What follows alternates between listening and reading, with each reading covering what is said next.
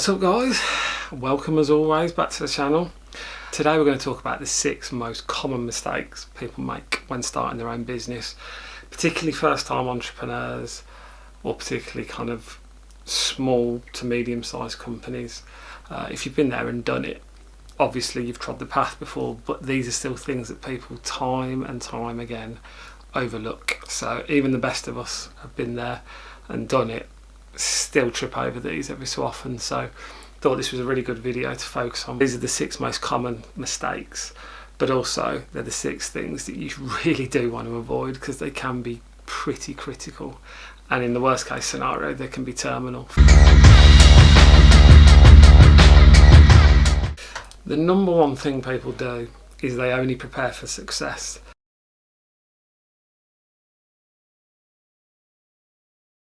They drink their own Kool-Aid, they believe they're going to be a millionaire, and all of their energies is poured in the direction of success. They haven't thought about the idea of what if, and that's not, you've heard me talking about being motivated by the idea of success rather than the fear of failure. But that's not to be confused with sheer pig ignorance.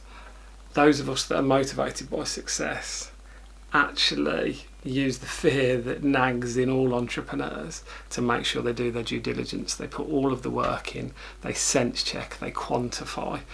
They may have drunk their Kool-Aid, they may believe in what they're doing, but the reason you believe in what you're doing is because you've double, triple checked. So do not believe your own propaganda.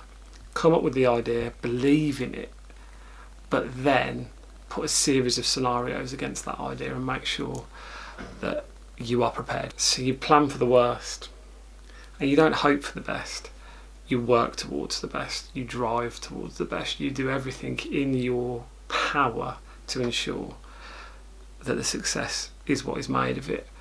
But the backstop for you is that you've planned for the what ifs. Number 2, and this is super common, maybe the most common, going blind.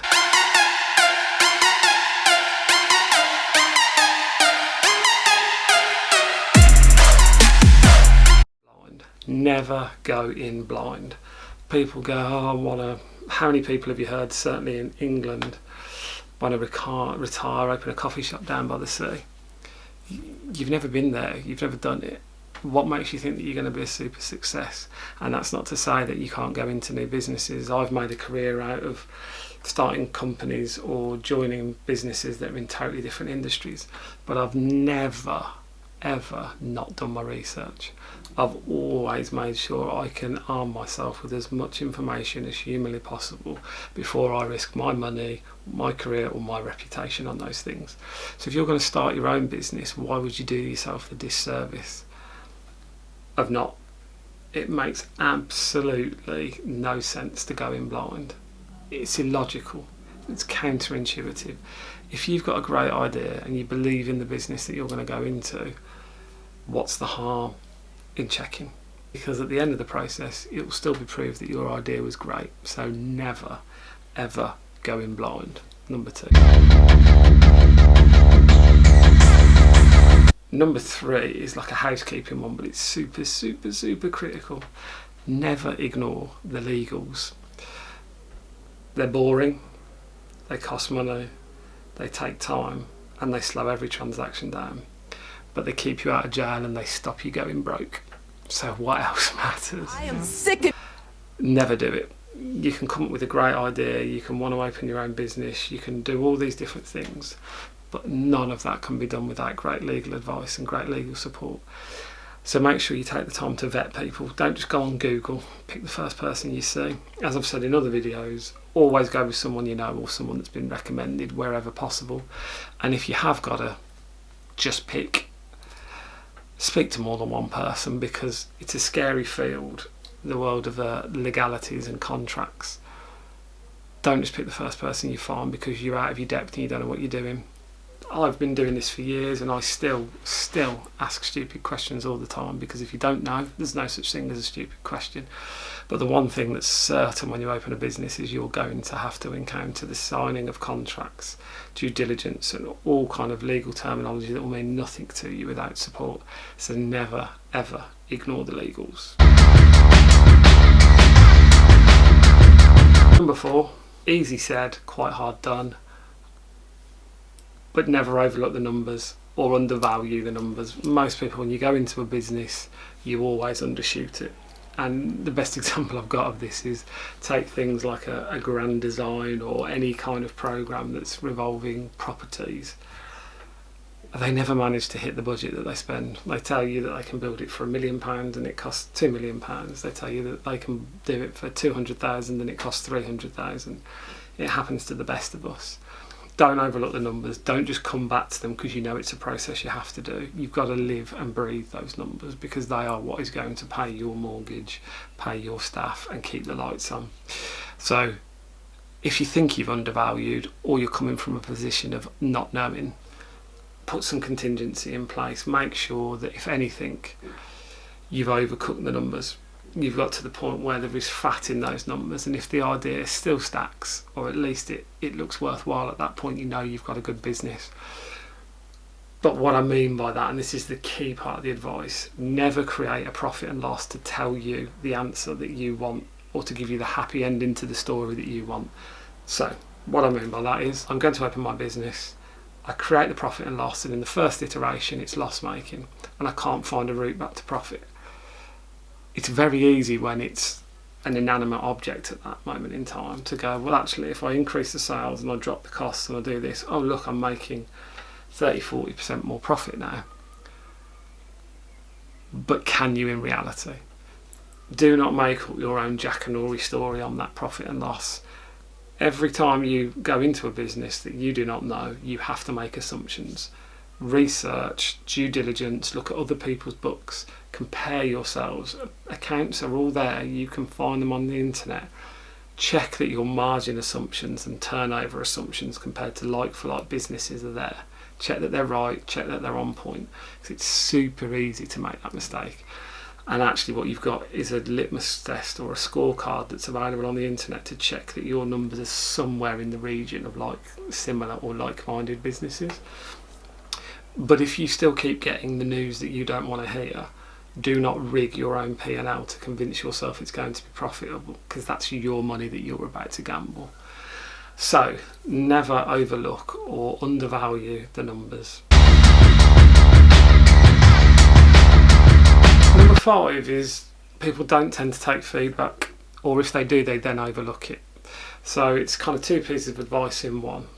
Once you come up with an idea, particularly if it's a product or a brand or something that's going to involve the acquiring of customers, so someone other than your opinion is going to matter, which is most businesses, by the way. Take opinions, the people you like, the people you don't, the people you love, the people you don't, the people you respect, the people you don't, because all these people will represent in one way or another your potential target market. And be driven, be single-minded, have an undying belief in your own company, but do not bury your head in the sand. If the feedback is overwhelming and it tells you consistently negatives, hopefully it's all positives, and then you know you've got an absolutely A-star idea and you can run with it. But in the event that it's not what you want to hear, don't just ignore it. How would you describe your temperament? My temperament can be mixed. Okay. That probably explains reviews which I have read online about your business. She was angry and shouting. How does that make you feel? It absolutely cuts me to the core that people would say that when somebody's worked very, very hard. We're charging much cheaper rates than what they would. But this kind of business is much more about the quality of the information than the price. Take it on board. Doesn't mean you chuck it on a scrap heap as a business. adapt it. If that's the brand, if that's the design, whatever it might be, take that feedback on board. Do not be pig ignorant towards it, because just because they don't share your vision, your idea might fundamentally still be quite good. But take that feedback on board, adapt the business plan, adapt the design, whatever the subject matter is that we're talking about. But just do yourself a favour, do not overlook the value of feedback, and then when you get it, don't overlook it. Because it's very easy, as you've heard me say in these other examples, to make your profit and loss look like you want it to look. To assume everybody loves your brand. Anyone who's watched The Apprentice, they send them out to do the market research and then they just tell the people what they want to hear. They ignore the bad bits. That's how you make car crash decisions. So don't do it. And number 6 is the cardinal error in a number of businesses, not just people starting out, but it's even more critical when you're starting out. Underestimating the value of cash. You heard me say in another video, sales or revenue is vanity, profit is sanity, but cash is reality. Cash is king is another thing you will have heard. What I realized, and it wasn't until much later, it's a lot more challenging than one would think. So I heard a great statement about what I experienced in it, and I was always in sales and sales management, so I was always one, you take care of the top line, everything else will take care of itself. Right. Well, what I learned, or what I've heard, and I've learned this since, is that revenue is vanity, profit is sanity, cash is king. It's never truer than when you open the doors. In a scale of importance, cash is more important than revenue, period. But cash actually can also be more important than profit at times, because you can create a paper profit or a booked profit if you're capitalising certain costs. But if there isn't enough money in the bank, I keep using the phrase, to pay your mortgage, to pay the staff and to keep the lights on, you're doing something wrong or you've overlooked something somewhere. So never make this mistake, and it does happen a lot in business, that you focus on the P&L. And those of you that have been in business or looked at profit and losses or have been managers know what I mean. You can focus so devoutly on whether the company is making a profit on paper or not that you forget to look at the cash in the bank. That profit needs to translate into cash generation. And if it's not going to, and you've done all the points that I've talked about, you've done your research, you've double checked everything, you've not drunk your own Kool-Aid, you've sanitised everything, you've double checked the numbers and over sanitised them, and you know you're going into a business that's going to be cash hungry for the first year or two, then make sure you've got a cash raise or a cash generation plan as part of your opening. If you know that you are going to fall short of your requirement within the first 12 months, make sure you've done your due diligence to know that you can get your hands on all the cash, because your company will blow up, and it will blow up quickly. There's nothing wrong with opening a company if you believe it won't be profitable straight away. Most companies are not, but you need to have a road to profit. And generally, that road to profit needs to align with cash flow, because even if you hit that profit number, you still might not be cash generative. So, coming back to the point number 6, never make the mistake of undervaluing the value of cash and cash generation when you open the business. So that was number 6, and that was it for today. Hopefully that's really useful. If it's not, sorry, but actually as someone who's been there, done it, and helped a lot of people with their businesses, I think it's something that's so easy to overlook, because there's never a more exciting time professionally. Obviously, if you're married, it's supposed to be your wedding day when you have kids, but professionally, there's never a more exciting time than when you're opening your own business, because the world feels full of hope and full of opportunity, and it's very easy to believe that you've come up with that silver bullet, that thing that's going to change your life forever, and I really hope it does. But ensure that that belief is founded on a huge amount of work that went in before you started to get overexcited, and then you can bask in the joy for a little longer at that point. But as always, thank you for watching. Please like, please subscribe, please share it with other people. I really would like to kind of get this out to people now, and I'm really grateful for the support and the feedback I've had up till date. But Enjoy the rest of your day, stay safe, and see you in the next one. Bye.